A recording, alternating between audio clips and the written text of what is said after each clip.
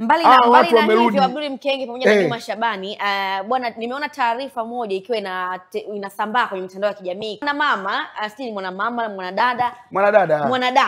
Mwanamama ni kama Shabaraka.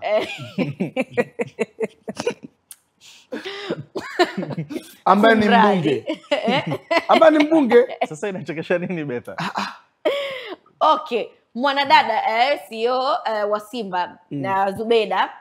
Zubeda bwana, anasemekana kwamba mkataba wake ulikuwa unaisha Julai 2020 na ngapi na 25, yani mwaka huu. Sasa inavyosemekana kwamba CEO kaongezewa mkataba bila ya wajumbe wa bodi kushirikishwa. Kuna mkanganyiko hapa. Nani amemuongezea CEO mkataba kama wajumbe hawajui wa bodi?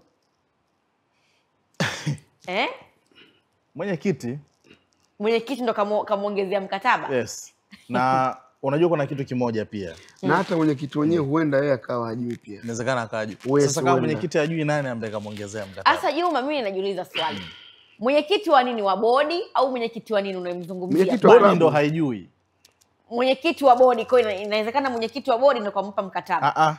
Yaani mwenyekiti wa bodi, kwa sababu bodi wenyewe ndo analalamika kwamba hawana hizo information za CEO kuweza kufanyaje, kuweza kuongezewa mkataba. Na walikuwa na vikao pia kuhusiana na issue ya CEO. Kama anaweza akaongezewa mkataba, either wanaweza wakaingia kwenye mchakato wa kumtafuta CEO mpya. Lakini kinachoonekana ni kwamba tayari kuna maamuzi ambayo yashachukuliwa ya CEO huyu ambaye aliopo kuendelea kuitumikia klabu ya Simba Sports Club. Lakini sidhani kama ni utamaduni mpya, kwa sababu nitakukumbusha kidogo Mkenge, kipindi ambacho anaingia Imani Kajula. Yes, nayo pia ilitangazwa kwamba amekuja kukaimu kwa miezi 6. Yes, volunteer. Yes, lakini baada ya hapo miezi 6 ilivyotamatika, lakini bado watu wakamuona akiendelea kufanya kazi zake za kiutendaji kama kawaida, lakini haikutoka information yote kama Simba walimuongezea mkataba ama Simba wakufanyaje hawakumuongezea mkataba. Nadhani miongoni mwa vitu ambavyo vimekuwa vinachanganya watu kwa asilimia kubwa ni hizi meza mbili ambazo zilizopo Simba, kwa maana bodi ya wakurugenzi ambao hii mara nyingi ndo huwa iko chini ya mwekezaji wa klabu ya Simba kwa maana ya Mohamed Dewji Mo, lakini mwenyekiti wake akiwa nani ni Magoli, si ndio? Umule wanaingia wajumbe kina Barbara Gonzalez. Mwenyekiti ni Magoli. Yes, sasa ni Magoli. Yes, ambaye mara kwanza alikuwa ni try again, ambao ilikuwa ni msimu uliopita. Kwa hiyo kuna huo upande, lakini kuna upande mwingine ambao unakuwa ni wa mwenyekiti sasa wa klabu kwa maana Murtaza Ali Mangungu. Kwa hiyo sasa hizi zinatakiwa zote zikutane kwa pamoja na wote kila mmoja aongee lugha moja. Kukiwa kuna mkanganyiko kwamba upande mmoja unaelewa kitu kimoja na upande mwingine unakuwa hauelewi kitu kinachoendelea, nadhani mara nyingi hata mashabiki nao wamekuwa wanabaki kwa nje hapo. Lakini mimi nafikiri Juma, mtu ambaye anapaswa kutolea ufafanuzi, lakini pia muda mwingine haina hata haja ya ufafanuzi. La kama tungepata ufafanuzi wa mwenyekiti wa Simba, kwa sababu Madam Zubeda Sakuru yeye ni CEO wa klabu ya Simba. Angekuwa ni CEO labda wa bodi, ni kama tungesema bwana, kwa huyu mwenyekiti labda tunamuonea. Lakini kama, yani sina hakika kama kweli mwenyekiti wa klabu naye hajui mchakato wa Madam Zubeda kuongezewa mkataba ulikuwaje, hiyo nayo pia ni shida nyingine. Kwa sababu mwenyekiti ndio mwenye dhamana ya klabu upande wa wanachama. Kwa sababu ukienda katika hisa, yeye ana 51, upande wa mwekezaji una 49. Hapo kwani CEO wanaajiliwa na upande upi? Anatokea upande upi? Upande wa klabu ama upande wa bodi? Inategemea, na kila klabu ina katiba yake, unajua, na ina miongozo ambayo inawaongoza. Tunaweza hapa tukasema anaajiliwa na bodi ya wakurugenzi ama bodi ya klabu, kumbe labda hizo pande mbili zinakaa pamoja na kuchakata, bwana, hiki kinafaa, hiki kifai. Kwa hiyo ni jambo alipo zaidi kikatiba. Lakini ukiangalia kwa picha nyingine, CEO anatakiwa kuajiliwa katika upande wa klabu kwa sababu maana ya CEO ni kwamba ni mkurugenzi ambaye anayehusika na shughuli zote za utendaji wa klabu. Lakini pia hata kwenye vikao pia lazima apie kote kote kuhakikisha kwamba yani yeye ndo anatakiwa kuwa kama ni linki kati ya klabu, lakini linki kati ya upande wa watu wa uwekezaji, kwa maana ya kwamba anatakiwa pia kujua mishahara ya wachezaji, namna gani ambavyo wanatakiwa kuweza kulipwa, kwa sababu ukiangalia mpaka sasa hivi mishahara mingi inatokea upande wa bodi ya wakurugenzi, kwa maana ya sehemu ambapo wawekezaji ndo wako pale, si ndio? Kwa hiyo yeye pia ni jukumu lake ni kuhakikisha kwamba anawaunganisha wale kuwaleta kwenye upande wa klabu. Kwa hiyo kama ikitokea ndivyo sivyo, ina maana sehemu ya kwanza ambayo inatakiwa kuweza kuijibu bodi, basi wanatakiwa kwa ni upande wa klabu, kwa maana mwenyekiti wa klabu Murtaza Ali Mangungu. Kabla hatujaenda break, Simba inahitaji viongozi wengine wapya makini zaidi. Kwani wale huko watoshi? Tumeona mkanganyiko wa namna hii. Tafsiri yake ni kwamba hawatoshi. Ngoja nikwambie kitu Betha. Mimi naamini walioko wanatosha kabisa. Na okay, tunamhitaji mpya kutokea wapi? Unamhitaji. Na kule tunamhitaji, sio viongozi? Yaani tunamhitaji mpya kutokea wapi? Nyinyi hapo sasa Simba mna mapenzi bwana. Mapenzi ya nini? Yaani tunamhitaji mpya kutokea wapi? Mimi walioko pale kwangu mimi naona wanatosha. Kwa kweli wanatosha. Okay. Kwangu mimi wanatosha. Juma kwa kweli. Kinachokuchekesha nini mdogo wangu? Mapenzi, imenichekesha mapenzi. Ya nini mapenzi? Ya mkenge na klabu. Kwa mimi Simba. Yaani ulivyoipokea ni kwamba kwani hawa hatutoshi? Yaani umeiweka umimi humo ndani, umeiweka umimi. Nashukuru bwana. Basi sawa, tupate mapumziko mafupi halafu tutarejea kuyachakata yale ambayo yamesalia kunako anga la kimichezo. Enge pamoja na Juma Shabani tuko hapa kukuletea uchambuzi makini na yakinifu, lakini kubwa zaidi, wakati unaendelea kutazama uchambuzi huu, ni kupitisha tu kwenye promotion ya Royal Win Plus ambayo inapatikana PMBet huko. Spin ya shilingi 500 na kuwezesha wewe kupata gari aina ya aina ya Toyota Harrier, gari mpya kabisa na plate number ni E. Maamuzi ni yako. Janja ni nini? Ni kwenda tu kujisajili hapo na kuweza kupata michongo kadha wa kadha. Kocha wa timu ya taifa ya Afrika Kusini Bafana kwa maana ya Hugo Broos ametaja kikosi chake cha awali cha wachezaji 55 ambacho kitafanyiwa mchujo mara 2. Lakini ndani ya kikosi hicho wachezaji kama Roshan Deruk pamoja na Neo Maema hawajatajwa kwenye kikosi hicho cha awali ambacho mwalimu amekiorodhesha. Ni kuelekea katika mashindano ya AFCON 2025 nchini Morocco. Tukumbuke kwamba Neo Maema alikuwa captain kwenye michuano ya CHAN. Hivi sasa hajaitwa. Tafsiri hii ni nini? Nini ambacho mwalimu amekiona? Kenge, umechoka sana na hii taarifa. Mimi sijachoka. Unajua shida moja. The way ulivyokaa, yani ni kama umechoka sana, ni taarifa imekuchosha. Tuanze kwa mchezaji mmoja baada ya mwingine. Tuanze Rushain Deruk. Rushain hayupo katika timu zaidi ya miaka 3. Timu ya taifa. Timu ya taifa. Betha, na miaka 3 ni miaka mingi. Wako watu ambao tayari hapo wameshajipata. Sio, umeshaelewa? Wapo watu katika eneo lake. Kuna mtu anaitwa Kekana, yuko Mamelodi Sundowns. Kuna mtu anaitwa Toby Mvala, yuko Mamelodi Sundowns. Wako watu wanafanya vizuri na hata juzi katika tuzo za CAF, kuna katika wale wa vijana ambao walikuwa wanagombania tuzo ya kijana yani kinda ambaye alikuwa amefanya vizuri. Mmoja wapo alikuwa ni central defender. Yuko pia timu ya taifa ya Bafana ambayo yuko timu ya vijana, lakini jina lake limejumuishwa katika majina haya katika wachezaji hao 55. Ukiachana hao, lakini wako watu wengine wanaofanya kazi vizuri. Ni ngumu mwalimu kumchagua mchezaji ambaye tunaenda kwenye tournament ambaye hakuwepo naye kwa miaka 3, alafu tunakuja sasa inakuwaje yani? Kwa hiyo mimi nafikiri Rushain yeye aendelee kuonyesha hiki ambacho anachokifanya na Simba, yani kiwe na muendelezo ambao kwa upande wa Neo Maema. Neo Maema mimi nafikiri quality imeamua, kwa sababu hata hapo Simba kwenyewe unamuona anavyocheza ni kama vile anadema, yani hayuko juu na hayuko chini, amekuwa yuko hapo kati.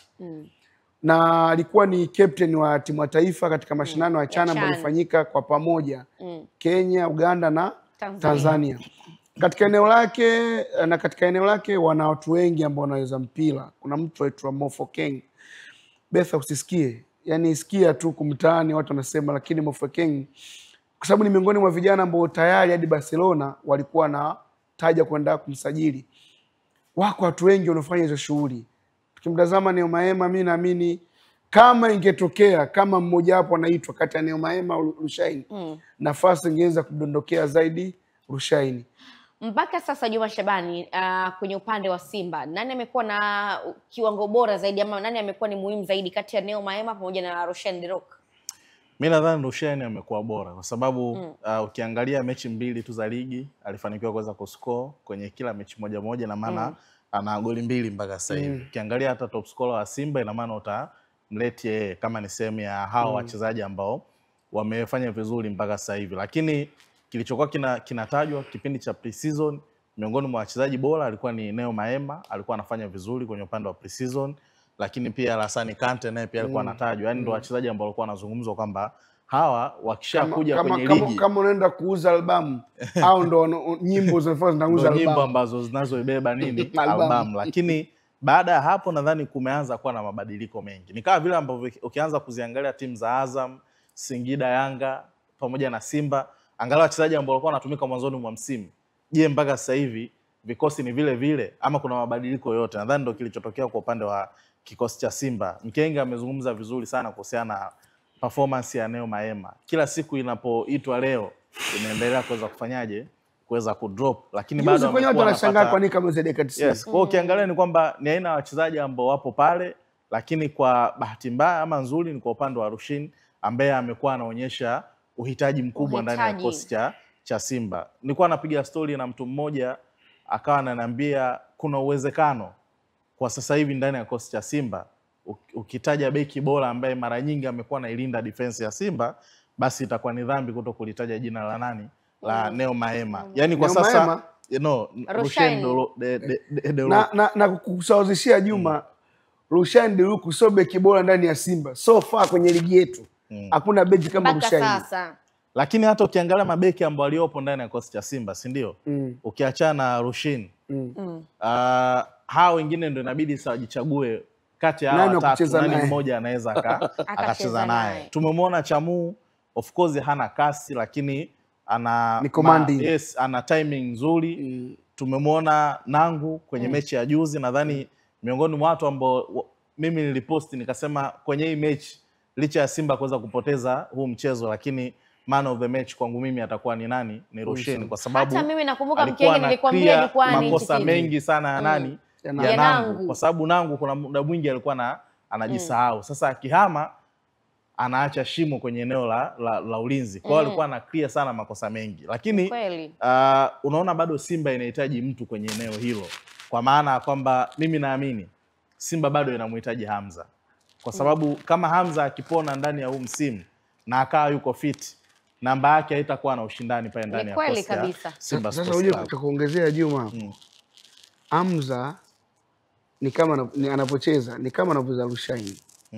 Yaani Hamza ni beki wa mwisho, ni kama Rushaini.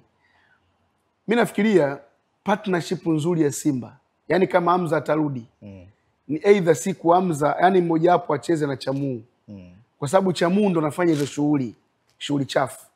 Kwa sababu Hamza, yaani mimi nikimtazama Hamza piwa yule Rushaini, lakini kwa sababu Hamza umuoni kwenye, yaani labda kaenda kumgonga mtu sehemu Rushaini, yaani mpira anaocheza yeye sehemu mwenyewe mnaamini bwana jamaa anapita ndio ana intercept tap anaondoka. Lakini tukumbuke hapo Juma pamoja na Mkenge kwamba Rushaini De Reuck yeye ni mchezaji ambaye yupo Simba kwa mkopo. Sasa tufikirie na hilo. Je, kwa kiwango hiki bado anastahili kuendelea kuwa mkopo? It depend Betha, kwa sababu ujue mpira anachokitoa na yeye kwenye position ya mkopo sahihi. Mpira una level. Sisi tuulizane wote hapa. Rushaini Mtanzania. Anacheza chezi. Rushaini Mtanzania? Yaani ndo angekuwa Mtanzania. Ndio Mtanzania, anacheza chezi. Anacheza. Tuulizane hapa. Timu ya taifa au? Timu ya taifa. Timu ya taifa. Tuulizane na tuwe wa kweli. Anacheza chezi. Anacheza. Sio, umeshaelewa? Lakini taifa lake limeita watu 55. Yeye yumo. Kwa mpira una level. Juma Shabani, kwa hiki unachokifanya hapa utawapiga chenga watu wote na watakuita Messi. Ndio jana nimewatolea story Edina Lema na yule binti. Na mchezaji unaye, lakini mchezaji kwenye level ya mtani kwao ana mpinzani. Tunakuchukua tunaweka na wenzako tuonyeshe sasa. Kwa hiyo unakutorushani huyu. Kuna sehemu kimpeleka watu wanaulizana, huyu beki ametoka wapi? Lakini huko alikotoka Rushaini, yani tunasema akiwepo huyu leo sasa hapo ndo mambo mazuri. Lakini ngoja nikwambie kitu kimoja. Nataka nimkumbushe Betha jana wakati tupo airport, si ndio? Nilimwambia kitu kimoja kwamba umeona Frank Yasink yuko Yanga na haijulikani lini atakuja kucheza. Lakini inawezekana Mamelodi hawajamtoa kwa bahati mbaya Rushin kwa mkopo ndani ya klabu ya Simba, kwa sababu ukiangalia background ya msimu uliopita pia nako alimtoa kwa mkopo. Kule hakupata airtime ya kucheza. Alicheza mechi 4 tunafikiri. Lakini amekuja Simba ameipata airtime ya kufanyaje? Ya kucheza. Sidhani kama kuna mechi ambayo Rushin ndani ya msimu akiwa na Simba hajacheza hata mechi moja. Kwa hiyo Mamelodi ndo walichukua na kitaka hicho kwanza. Je, siku tukisema tunachukua maamuzi magumu kwa huyu mchezaji, si ndio? Tutakuwa tumefanya maamuzi sahihi, kwa sababu unaweza ukamwacha mchezaji alafu mwisho wa siku akaenda akaprove what if angekuwa amemuuza moja kwa moja. Na hichi ambacho yeye anachokifanya. Kwa hiyo wao walichokihitaji kutokana na msimu uliopita kupata hiyo airtime, na alikuwa pia na injury nyingi za hapa na pale. Ngoja tu riski huu msimu mmoja tujaribu kumpeleka sehemu nyingine kwa mkopo ambao itakao kuwa ina uhitaji. Na inawezekana proposal ya Simba ilikuwa imenyooka kwamba sisi tunamhitaji mchezaji wenu, cha kwanza tutakachohakikishia ni nafasi ya kucheza kwenye upande wa kikosi chetu. Kwa hiyo inawezekana siku ikitokea Mamelodi wamemhitaji Rushin kuweza kurudi kwenye upande wa kikosi chao, sio kwa maana ya kwenda kuingia moja kwa moja kwenye upande wa kikosi cha kwanza. Aende akapambanie namba, lakini aende akawakumbusha wale ambao waliopo ambao wanaocheza kila siku kwamba bwana, mkizenga hapa vibaya, mimi na uwezo wa kwenda kufanyaje? Kwenda kuchukua nafasi. Ndio kilichotokea hata kwa upande wa Frank Yasink ndani ya kikosi cha Yanga. Sio kwamba amesajiliwa pale. Mitazamo watu wengi ni kwamba aende akacheze. Lakini kinachotokea kwa sasa hivi, cha kwanza ni kwenda kumpush Mwamnyeto, kumkumbusha kwamba bwana, kuna changamoto kati ya Diki pamoja na Jobu kuingia katikati yao. Lakini Jobu pia Jobu na Baka, si ndio? Lakini pia kitu kingine, kama kuna mmoja akilemaa pale, mimi nina uwezo wa kuingia, wewe ukaendelea kuweza kufanyaje? Kuweza kubaki benchi.